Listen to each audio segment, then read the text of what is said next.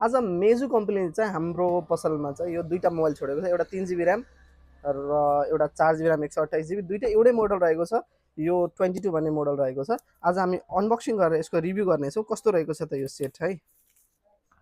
अब box packing त राम्रै छ। यो मेजु भन्ने कम्पनी तपाईँलाई चाइनिज ब्रान्ड हो र चाइनामा चाहिँ यसको मार्केट राम्रो भन्नुपर्छ। मेजु चाहिँ चाइनामा चाहिँ एकदम राम्रो मार्केट लिएको छ। अब नेपालमा चाहिँ कस्तो लिन्छ त्यो थाहा भएन, तर अब हाम्रो पसलमा आइसकेपछि त रिभ्यू गर्नु परि नै हाल्यो। फर्स्ट लुक्स एकदमै पर्फेक्ट छ क्या। तपाईँको कम्प्याक्ट छ फोन, धेरै हेभी पनि छैन र लुक्स वाइज एकदमै राम्रो छ। लुक्स चाहिँ मलाई एकदमै मन पर्यो।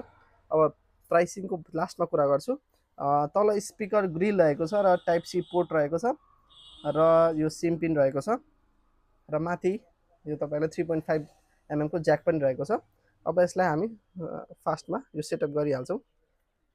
यो मेजु कम्पनीको ब्रान्ड फोन चाहिँ फिल चाहिँ एकदमै राम्रो छ है। यसको बजेट सस्तो फोन हो तर फिल चाहिँ एकदमै राम्रो छ र लुक्स पनि एकदमै मन पर्यो मलाई। ल हामी फटाफट चाहिँ यो सेटिङ गरिहालौँ है।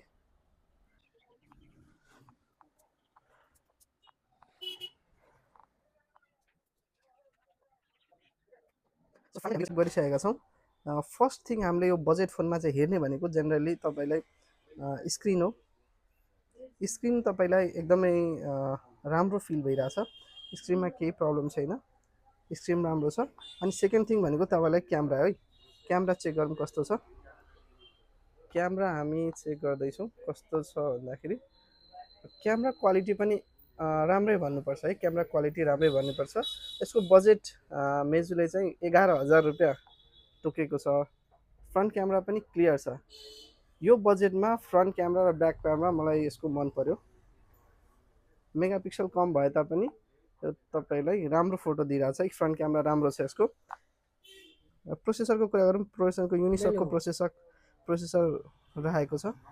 अनि प्रोसेसरमा प्रब्लम छैन, प्रोसेसर पनि राम्रो छ। यो बजेटमा तपाईँलाई एकदमै राम्रो चिज दिएको छ।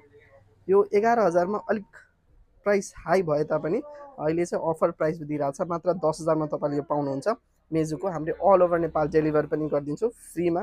तपाईँले यो तपाईँले सेट चाहिँ मात्र 500 रुपियाँ दिएर बुकिङ गर्नुपर्छ र फोन लिँदाखेरि 9,500 दिनुपर्ने हुन्छ। 10,000मा हामीले यो तपाईँको घरसम्मै पुगाइदिन्छौँ। 10,000को रेन्जमा तपाईँको बेस्ट फोन भन्नुपर्छ यो, किनभने क्यामेरा पनि राम्रो छ, तपाईँको लुक्स पनि एकदमै राम्रो छ र क्वालिटी पनि ठिक छ है। सो ओभरअल हेर्दाखेरि यो तपाईँको प्रोसेसर वाइज, क्यामेरा